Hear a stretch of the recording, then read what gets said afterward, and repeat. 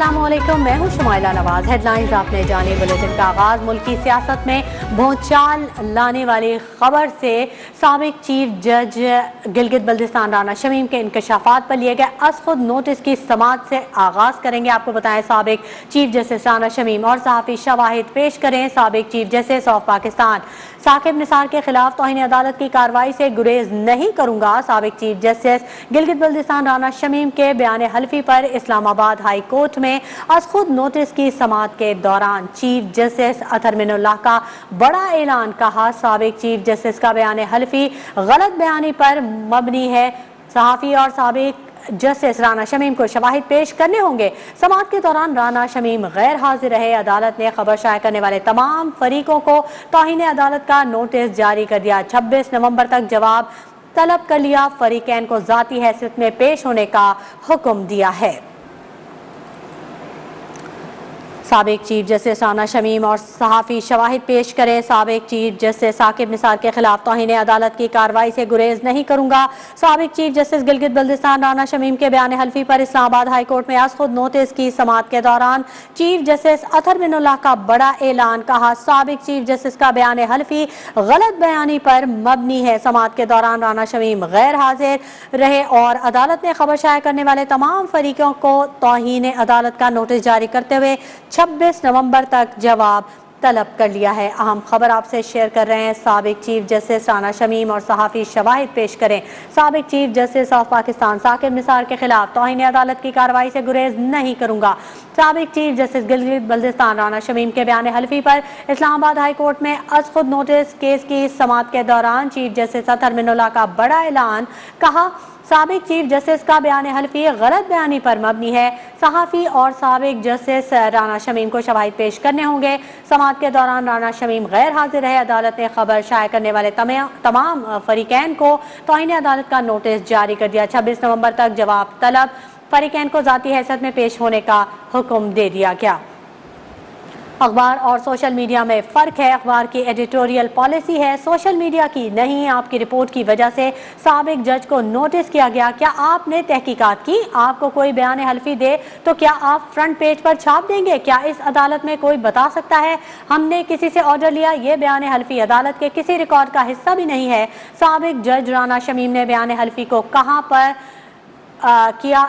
Justice Athar Minallah के remarks बरहमी का इजहार किया। जस्टिस अतहर मिनुल्लाह ने साबिक चीफ जस्टिस राना शमीम और सहाफी शवाहिद पेश करें। साबिक चीफ जस्टिस साकिब निसार के खिलाफ तौहीन अदालत की कार्रवाई से गुरेज नहीं करूंगा। साबिक चीफ जस्टिस गिलगित बल्तिस्तान राना शमीम के बयान हल्फी पर इस्लामाबाद हाई कोर्ट में आज खुद नोटिस केस की समाअत के दौरान चीफ जस्टिस अतहर मिनुल्लाह का बड़ा ऐलान। उनका कहना था कि साबिक चीफ जस्टिस का बयान हल्फी गलत बयानी पर मबनी है। समाअत के दौरान राना शमीम गैर हाजिर रहे, जबकि अदालत ने खबर शाया करने वाले तमाम फरीकैन को तौहीन अदालत का नोटिस जारी करते हुए 26 नवंबर तक जवाब तलब कर लिया है। अखबार और सोशल मीडिया पर फ़र्क है। अखबार की एडिटोरियल पॉलिसी है, सोशल मीडिया की नहीं है। जस्टिस अतहर मिनुल्लाह ने रिमार्क्स दिए और उन्होंने बरहमी का इजहार किया। उन्होंने कहा कि आपकी रिपोर्ट की वजह से साबिक जज को नोटिस किया गया। क्या आपने तहकीकात की? आपको कोई बयान हल्फी दे तो क्या आप फ्रंट पेज पर छाप देंगे? क्या इस अदालत में कोई बता सकता है कि हमने किसी से ऑर्डर लिया? ये बयान हल्फी अदालत के किसी रिकॉर्ड का हिस्सा नहीं है। जस्टिस अतहर मिनुल्लाह, जिन्होंने बरहमी का इजहार किया और रिमार्क्स दिए, उन्होंने कहा कि साबिक चीफ जस्टिस राना शमीम और सहाफी शवाहिद पेश करें। साबिक चीफ जस्टिस साकिब निसार के खिलाफ तौहीन अदालत की कार्रवाई से गुरेज नहीं करूंगा, ये कहना था जस्टिस अतहर मिनुल्लाह का। उन्होंने रिमार्क्स दिए। यासिर हकीम हमारे नुमाइंदे हमारे साथ मौजूद हैं। आज की अहम समाअत के हवाले से उनसे मजीद तफसीलात से जानेंगे। यासिर हकीम, आगाह कीजिएगा, क्या मजीद अपडेट है? देखिए शुमाइला, बिल्कुल आज जब इस केस की समाअत शुरू हुई तो चीफ जस्टिस ने कमरा अदालत में पहुंचते ही सबसे पहले ये इस्तफसार किया कि अखबार के जो चीफ एडिटर है वो कहते हैं जिस पर मीर किलो रमान पेश हुए और उन्हें कहा गया कि वो रोस्टरम पर आए। इसके बाद अदालत ने मीर किलो रमान को दी न्यूज़ की जो लीड स्टोरी थी वो पढ़ने का कहा, जिस पर मीर किलो रमान ने अदालत को आगाह किया कि उनकी ऐनक उनके पास मौजूद नहीं है, जिस पर अदालत ने साफ़ी अंसार अब्बासी को ये स्टोरी पढ़ने का कहा, जिन्होंने लफ्ज़ ब लफ्ज़ ये स्टोरी पढ़ी और हर सेंटेंस के साथ जो स्टोरी में तहरीर था, अदालत ने अपनी रिजर्वेशन शो की। अदालत ने इस समात के दौरान अंसार अब्बासी, चीफ एडिटर और अखबार के जो एडिटर थे, उनको मुखातब करते हुए ये कहा कि इस खबर के जरिए जिस बयान अल्फी को बुनियाद बनाया गया है, इसके हवाले से कुछ रिजर्वेशन हैं। ये तासुर है कि ये बयान अल्फी जाली और ये लंदन में नोटराइज करवाया गया, जिसकी कोई कानूनी हैसियत नहीं है, इसके संगीन नताइज हो सकते हैं। लिहाजा इस बयान अल्फी की तस्दीक करने के बजाय इसको पब्लिश किया गया, अखबार की लीड स्टोरी बनाई गई और अदालत जो इस्लामाबाद हाई कोर्ट, उसके इदारे की साख पर क्वेश्चन मार्क लगा के इसको तबाह करने की कोशिश की गई। लोगों का अदालतों पर से एतमाद हटाने की कोशिश की गई।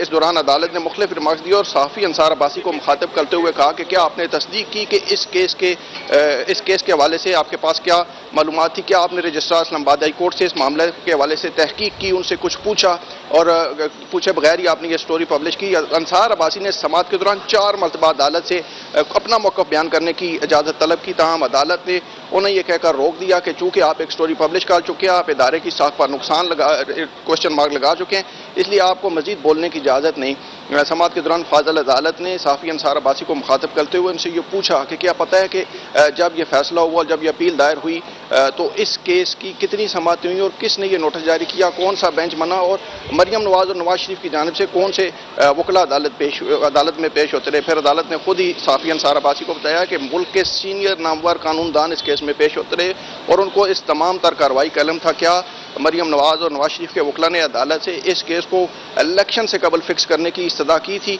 जिस पर अंसार अब्बासी ने कोई जवाब न दिया। अदालत ने तमाम तर दलाल सुनने के बाद जब राना शमीम जो साबिक चीफ जज थे गिलगित बल्तिस्तान के, उनके बेटे उनकी जानिब से पेश हुए और अदालत को बताया कि वो गुज़िश्ता रात ही मुल्क से बाहर थे, वो रात को पहुंचे और उनके भाई की वफात की वजह से वो गाँव गए हैं, वो इसलिए आज अदालत पेश नहीं हो सके। अदालत उन्हें 1 हफ्ता का वक्त दे दी, जिस पर अदालत ने बरहमी का इज़हार किया और वक्त देने से इनकार करते हुए कहा कि वो मुल्क से बाहर थे, तो उन्होंने ये नोटराइज करवाया, तो आज उन्हें अदालत पेश होना चाहिए था, उन्हें खुद अदालत पेश होना पड़ेगा। बाद अटार्नी जनरल ने अदालत की मामलत की और अदालत को बताया कि राना शमीम जो थे 6 नवंबर को उनके भाई की वफात हुई, जिसके बाद 10 नवंबर को उन्होंने जस्टिस गिलगित बल्तिस्तान राना शमीम के इंकशाफात पर लिए गए असखुद नोटिस केस की समात के हवाले से हमें अपडेट करते हैं यासिर हकीम। बहुत शुक्रिया यासिर हकीम तफसीलन अपडेट करने के लिए। अदालतों पर हमला नून लीग की रिवायत रही है। साबिक जज ने जो हलफनामा दिया उसकी फीस भी शरीफ फैमिली दे रही है। हुसैन नवाज इस मामले को डील कर रहे हैं। वफाकी वज़ीर इत्तलात फवाद चौधरी का जस्टिस शमीम के इंकशाफात पर रद्द अमल, कहा नवाज शरीफ मरियम की पेशी से पहले ही ऐसी साजिश होती है। एक मुकम्मल प्लान के तहत यह मामला आगे बढ़ रहा है। नून लीग ने पहले फौज और अब अदलिया के खिलाफ मुहिम शुरू की। हम देखते हैं नवाज शरीफ की या मरियम नवाज की कोई पेशी होती है, उससे पहले एक कोई साजिश जो है इस तरह की गढ़ी जाती है और ख़बर लगाई जाती है, कोई एफिडेविट आता है, किसी की वीडियो रिलीज़ होती है। ये एक मुकम्मल प्लान के तहत हमेशा हम देख रहे हैं कि ये मामला जो है वो आगे बढ़ रहा है। PMLN ने जिस तरह पहले फ़ौज के ख़िलाफ़ एक मुहिम शुरू की हुई थी, अब उन्होंने अदालतों के ख़िलाफ़ एक मुहिम शुरू की हुई है। इससे पहले भी नून लीग ने जब बुलाया गया था सुप्रीम कोर्ट में, तो आपको मालूम है उन्होंने सुप्रीम कोर्ट के ऊपर हमला कर दिया था। तो ये रवायत रही है PMLN की कि वो हमेशा इस तरीके से एक्ट करते हैं और अब भी मैं समझता हूँ कि जिस तरीके से अदालतों के ऊपर एक हमला किया। इलेक्शन कमीशन पर इल्ज़ामात का केस। वफाकी वज़ीर फवाद चौधरी ने इलेक्शन कमीशन से माफ़ी मांग ली। इलेक्शन कमीशन ने फवाद चौधरी को तहरीरी माफ़ीनामा देने की हिदायत कर दी। फवाद चौधरी ने कहा कि बहुत से बयानात मेरे नहीं होते, ये मेरी नौकरी है। मेंबर सिंध ने कहा पहली बार देख रहे हैं कि गाली देना भी नौकरी है। सेंटर आज़म सवाती की जगह उनके वकील पेश हुए। इलेक्शन कमीशन ने कहा कि आज़म सवाती पेश नहीं होते, सेनेट का बहाना बनाकर जवाब जमा नहीं कराया। केस की समाअत 3 दिसंबर तक मुलतवी कर दी गई। खबरों का सिलसिला जारी रहेगा। वक्त हो गया एक ब्रेक का, आप हमारे साथ आगे बढ़ाते हैं। आपको बताएं CTD की लोअर और अपर दीर में कार्रवाइयां। तहरीक तालिबान पाकिस्तान का अहम मतलूब दहशतगर्द मोहम्मद रियाज गिरफ्तार कर लिया गया। दहशतगर्द दीरवाला में मस्जिद पर खुदकुश धमाके में मतलूब था। धमाके में 33 अफराद शहीद हुए थे और मुतअद्दिद जख्मी हुए थे। दहशतगर्दों का छुपाया गया भारी असलहा और एमुनिशन भी बरामद कर लिया गया है। CTD की अहम कार्रवाई लोअर दीर और अपर दीर में अहम कार्रवाइयाँ हुई हैं CTD की जानिब से, जहाँ तहरीक तालिबान पाकिस्तान का अहम मतलूब दहशतगर्द मोहम्मद रियाज गिरफ्तार कर लिया गया है। शेखुपुरा में बदकिस्मत कॉलेज वैन ट्रेन की जद में आ गई। हौलनाक हादसे में 3 तालिबात जान की बाजी हार गईं, 4 शदीद जख्मी हो गईं, जिनका इलाज DHQ अस्पताल में जारी है।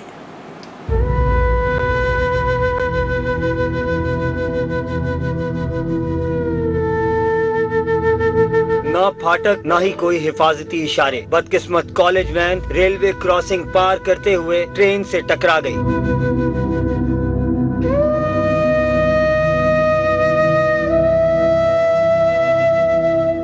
अफसोसनाक वाकया शेखुपुरा के इलाके भाईड़ियां वाला में पेश आया। रावी एक्सप्रेस शोरकोट से लाहौर जा रही थी। हादसे के बाद पुलिस और रेस्क्यू की टीमें मौके पर पहुंची और इमदादी कार्रवाइयां शुरू की गईं। हादसे की शिकार कॉलेज वैन में 13 तालिबात सवार थीं, जिनमें से एक मौके पर ही दम तोड़ गई। दीगर जख्मी तालिबात को रेस्क्यू टीमों ने अस्पताल मुंतकिल किया, जहां 17 साला नौरीन और आयशा जख्मों की ताब न लाते हुए दम तोड़ गयीं। रेस्क्यू हुक्काम के मुताबिक हादसा रेलवे क्रॉसिंग पर फाटक न होने के बाइस पेश आया।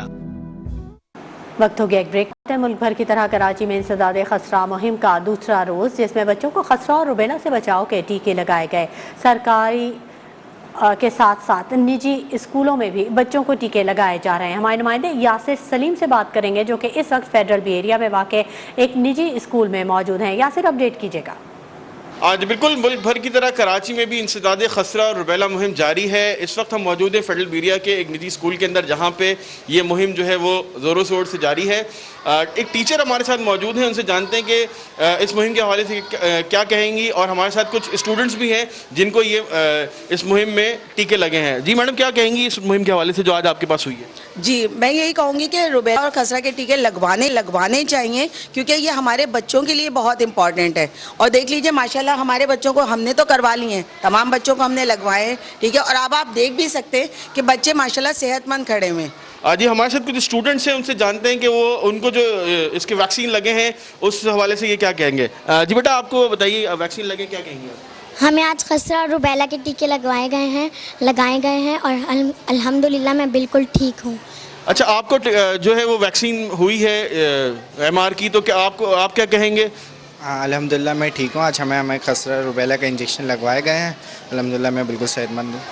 आज बिल्कुल कराची में जो है वो बताया गया है हुकाम की जानिब से कि तकरीबन 55 लाख से ज़ायद बच्चे हैं 9 माह से ले के तकरीबन 15 साल तक के, जिनको मुख्तलिफ अजला में जो है और उनको जो है वो खसरा और रुबेला की जो मुहिम है बचाव की, उसमें जो है वो बहुत शुक्रिया यासिर सलीम। रुक करेंगे मुल्तान का, जहां 9 माह से 15 साल तक की उम्र के बच्चों को खसरा और रुबेला जैसी बीमारियों से बचाव के लिए जारी मुहिम का दूसरा दिन है। महकमा सेहत की टीमें घर घर जाकर बच्चों को इंजेक्शन लगाने में मसरूफ़ है। हमारे नुमाइंदे हमारे साथ मौजूद हैं, हैदर अब्बास, उनसे जानेंगे। हैदर, अपडेट कीजिएगा।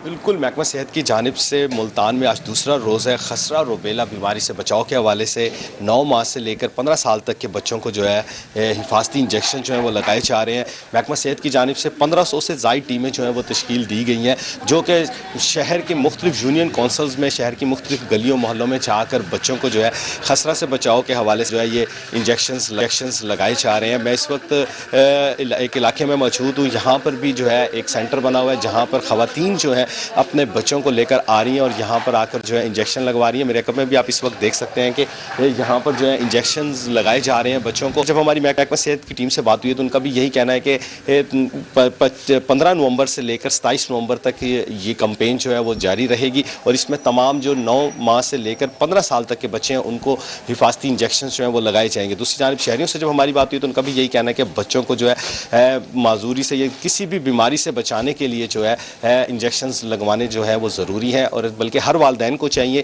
कि वो अपने बच्चों को जो है खसरा रुबेला जैसी बीमारी से बचाने के लिए इंजेक्शन ज़रूर लगवाएं। ठीक है, बहुत शुक्रिया हैदर अब्बास। बात करेंगे डेंगू केसेस के हवाले से। लाहौर में डेंगू केसेस में कमी आना शुरू हो गई है। शहर में गुज़िश्ता 24 घंटों के दौरान डेंगू के 314 केसेस रिपोर्ट हुए हैं। हमारे नुमाइंदे अब्बास हैदर हमारे साथ मौजूद हैं, उनसे जानेंगे। अब्बास हैदर, बताइएगा। जी बिल्कुल, लाहौर में डेंगू मच्छर के वार अभी भी जारी है। ये और बात है कि जैसे जैसे सर्दी की शिद्दत में इजाफा हो रहा है, डेंगू के जो केसेस हैं वो मुसलसल कम हो रहे हैं। अगर गुज़श्ता 24 घंटों की बात करें तो 314 डेंगू बुखार के नए केसेस जो है वो लाहौर में सामने आए हैं। और इसके साथ साथ अगर बात करें तो जो इस वक्त हम जना हॉस्पिटल में मौजूद हैं, यहाँ पर भी डेंगू का एक स्पेशल वार्ड बनाया गया है और उस वार्ड के जो हेड हैं डॉक्टर काशिफ बशीर, उनसे हम मजीद जानते हैं कि इस वक्त डेंगू के केसेस में कमी वाक़ हुई है या नहीं, और दूसरा अभी भी यहाँ पर क्या इंतजाम हैं जना हॉस्पिटल में, उनसे जानते हैं। जी सर बताइएगा क्या हालात है अभी डेंगू के और इसके साथ साथ क्या इंतजाम है हॉस्पिटल में? औज़ु बिल्लाहि मिनश शैतानिर रजीम, बिस्मिल्लाह। सबसे पहले मैं बताना चाह रहा हूँ अल्लाह का शुक्र है कि डेंगू के केसेस में बहुत ज़्यादा नुमायाँ कमी आ रही है पिछले 1 वीक से, पिछले 1 हफ्ते से। जब डेंगू स्टार्ट हुआ साथ कोरोना के केसेस कम हुए, साथ ही डेंगू के केसेस ज़्यादा होना शुरू हो गए।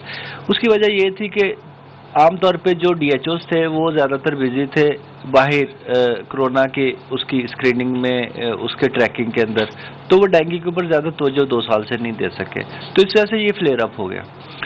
तो लेकिन अल्लाह का शुक्र है कि ये कंट्रोल हो गया।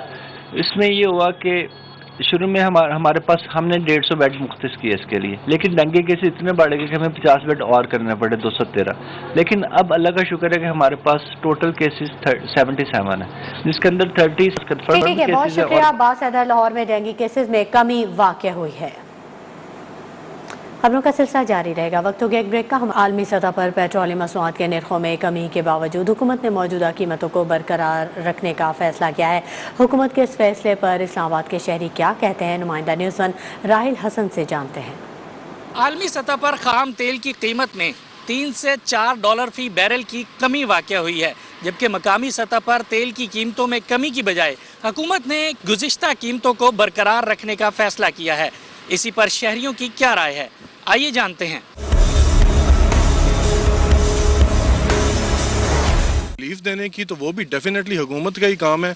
अब इनके ना काबू के अंदर जो है वो डॉलर का रेट रहा है और ना इंटरनेशनल प्राइसेस, तो वैसे इनके हाथ में नहीं है। $1 बढ़ता है तो इधर ये फटाफट बढ़ा देते हैं, और जब अभी कम हुई है बाहर तो इनको ये काम ही नहीं करते हैं। जब इन्होंने बढ़ाना था तो बगैर टाइम के 10 दिन पहले बढ़ा दिया, और अब जब के कम हो गया तो उस हिसाब से तो कम भी उसी टाइम होना चाहिए था।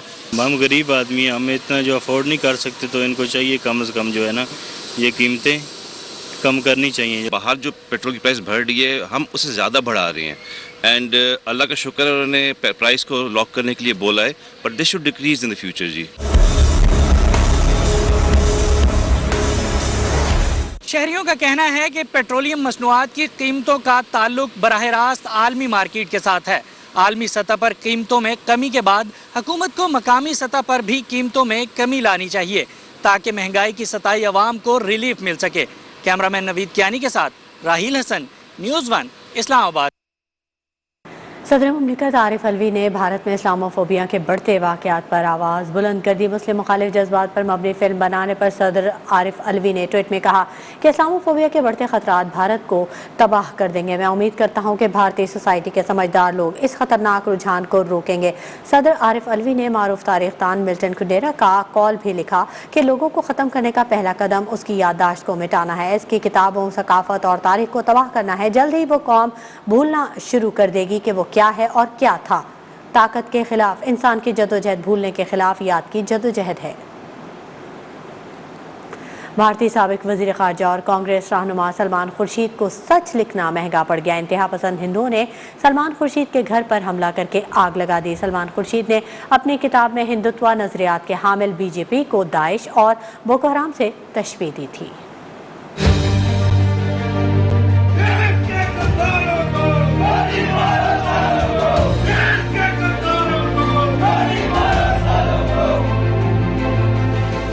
भारत में इंतहा पसंद हिंदुओं को सच बोलने वाली हर आवाज खटकने लगी।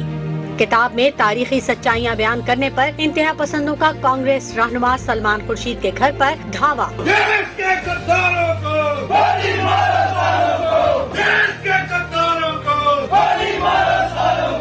मुजाहिरीन ने सलमान खुर्शीद के पुतले को भी आग लगाई। पुरतशद्दुद वाक़यात के बाद सलमान खुर्शीद ने कहा कि किताब में हिंदू मजहब पर कोई सवाल खड़ा नहीं किया। हिंदू मजहब एक खूबसूरत मजहब है जिसने हमें बेहतरीन सकाफत दी है। Hindu religion is a beautiful religion. Hindu religion has given this country a fantastic culture. Let us celebrate that religion, I have said. And all this. And therefore, I believe that today the attack is not on me. The attack is on Hindu religion. Congress रहनुमा ने अपनी किताब में BJP को Daesh और Boko हराम जैसा group करार दिया था। पुलिस के मुताबिक हमले में मुलविस राकेश कपिल समेत 20 अफराद को गिरफ्तार कर लिया गया है।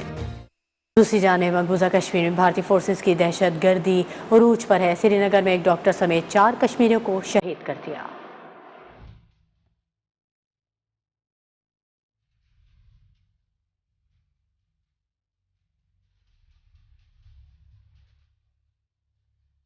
भारतीय फौज के मुजालिम इंतहा को पहुंच गए। जाली और फर्जी मुकाबले मामूल बन गए। श्रीनगर में मरहूम हुर्रियत रहनुमा सैयद अली गिलानी के आबाई इलाके हैदरपुरा में भारतीय फोर्सेस का जाली मुकाबला। मौसरे की नाम निहाद कार्रवाई के दौरान एक डॉक्टर समेत 4 कश्मीरियों को शहीद कर दिया गया। शोधा में डॉक्टर मुदस्सिर, सीमेंट का ताजिर अल्ताफ अहमद भट्ट, एक प्रॉपर्टी डीलर और एक चाय के होटल का मालिक शामिल है। शहीद डॉक्टर मुदस्सिर के लवाहिकीन के मुताबिक भारतीय फोर्सेस ने डॉक्टर मुदस्सिर को इंसानी ढाल के तौर पर इस्तेमाल किया। शहीद अल्ताफ भट्ट की भतीजी साइमा भट्ट ने कहा, उनके चचा आम कारोबारी शख्स थे। उनका मुजाहिदीन समेत किसी ग्रुप से कोई लेना देना नहीं था। वाक़ये के वक्त वो अपनी दुकान पर थे और भारतीय फौज ने दुकान की तलाशी के दौरान उन्हें बिला वजह गोलियां मारकर शहीद कर दिया। अमेरिका ने दावा किया है कि रूस ने खला में सैटेलाइट को मिसाइल से तबाह करने का तजुर्बा किया है, जिससे खला में मलबा बिखर गया है। रूस की जानिब से मुबैना तौर पर खला में सैटेलाइट तबाह करने का तजुर्बा अमेरिका के लिए खतरे की घंटी बज गई।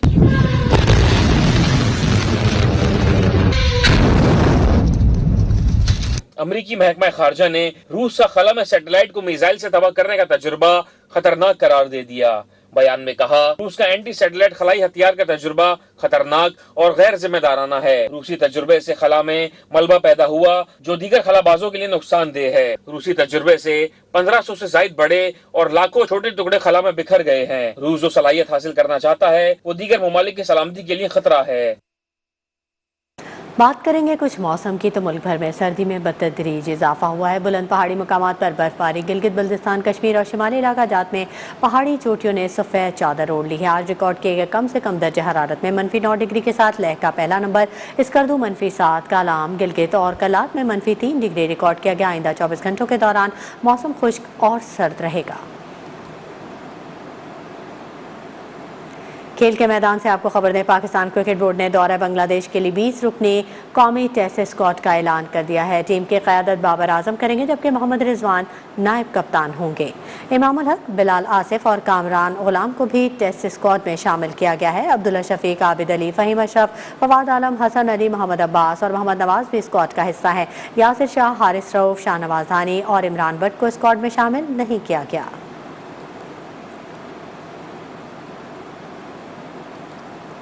ढाका की मीरपुर एकेडमी में कौमी T20 स्क्वाड का ट्रेनिंग सेशन दूसरे रोज़ भी जारी है। कौमी खिलाड़ी 3 घंटे बैटिंग, बॉलिंग और फील्डिंग की मशकें करेंगे। कौमी विकेट कीपर मोहम्मद रिजवान आज ट्रेनिंग सेशन ज्वाइन करेंगे। कप्तान बाबर आजम और ऑलराउंडर शुएब मलिक भी ढाका पहुंच गए। दोनों खिलाड़ी 1 रोज़ा करंतना के बाद कल स्क्वाड को ज्वाइन करेंगे। वर्ल्ड कप क्वालिफायर्स में हिस्सा लेने के लिए कौमी विमेंस टीम जिम्बाब्वे रवाना हो गई। कौमी women's team world cup qualifier में इन एक्शन होगी। वर्ल्ड कप क्वालिफायर मैचेस 21 नवंबर से 5 दिसंबर तक जिम्बाब्वे में खेले जाएंगे। और आपको बताएं, फीफा वर्ल्ड कप क्वालिफायर के सनसनीखेज मुकाबले जारी। इंग्लैंड ने सैन मरीनो को आउट क्लास कर दिया। يعني اللي بيحاولوا يضعوا بصمتهم والهدف الاول امامنا هنا ترينت هل يسجل العاشر خارج الملعب على العشب وامامنا هو رأسية ساك. Well, there to intercept. Can he finish this? And just now has it. Tremendous ball played through, and it might be. Well, they can say a big thank you to the. And the cross goes in, and able to close down the shot. The header, but far too straight to worry. من حارس مرمى يا لها من ردة فعل جميلة جدا، لقطة غير عادية وتصدي رائع من الحارس. News bulletin में इतना ही। मज़ीद खबरों और updates के लिए आप visit कीजिए हमारी वेबसाइट news1.tv। न्यूज़ 1 के साथ